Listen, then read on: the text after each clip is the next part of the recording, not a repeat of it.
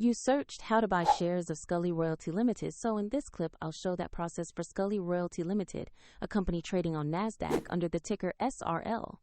This is an educational overview and not financial advice. To buy shares, you need a broker account. I'll use eToro as an example to demonstrate the steps. After registering, you will need to verify your account, usually by uploading an identity document, and add funds to trade. On the platform, use the search box and type the ticker SRL to find the listing.